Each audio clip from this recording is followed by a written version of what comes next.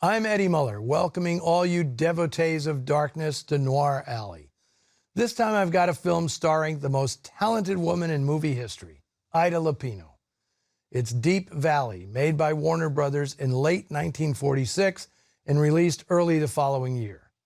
Lupino was coming off her most glamorous role ever in The Man I Love, where she was a nightclub chanteuse singing torch songs and swanning around in lame gowns. Here she goes the opposite direction, playing a young woman essentially held hostage by her parents in a remote mountain cabin.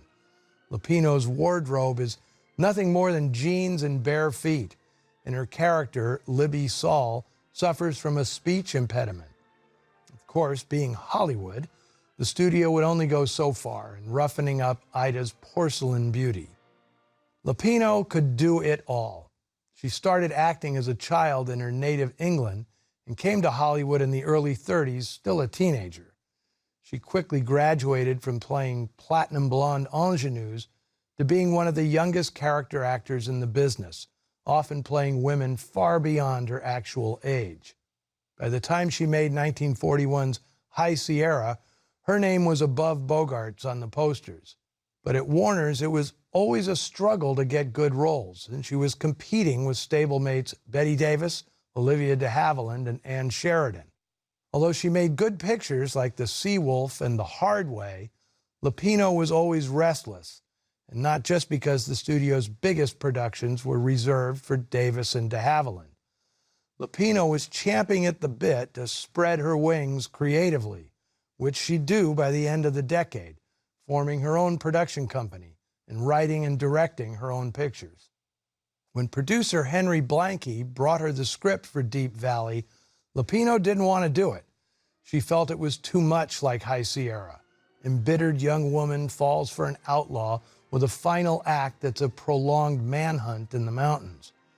What changed her mind was the chance to work again with veteran actors Fay Bainter and Henry Hull, who play her parents.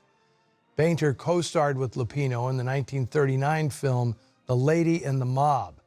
And the two had a lot in common. Like Lupino, Bainter had been acting since she was a teenager, and she too had zoomed through ingenue roles to become a respected character actor. In 1939, she won the Academy Award for Best Supporting Actress for Jezebel, while co-star Bette Davis took home the Oscar for Best Actress. By the time she made Deep Valley, Bainter was 53, old enough to portray the mother of her 28-year-old co-star. Henry Hull had been in film since 1917, his most famous role being The Werewolf of London, a 1935 horror classic from Universal. Now, if Deep Valley had been made a few years earlier, I have no doubt that Ida's co-star would have been John Garfield. They had great chemistry in The Sea Wolf and Out of the Fog, both made in 1941. But Garfield was itching to leave Warner's and start his own company, Enterprise Pictures. So the role went instead to Dane Clark, often referred to, much to his chagrin, as the poor man's John Garfield. Although the comparison is apt, especially in this film, Clark deserves more respect. Volatile and vulnerable loners were his on-screen forte, and he and Lupino are terrific together. The film is directed by the great stylist Jean Negulesco, a fascinating artist who was in the midst of a run of noir-stained melodramas, some of the best Warner Brothers produced in the 1940s. The Mask of Demetrios, Three Strangers, Nobody Lives Forever, and Humoresque. An accomplished visual artist and designer, Negulesco's films always featured vivid art direction and camera work, as you're about to see.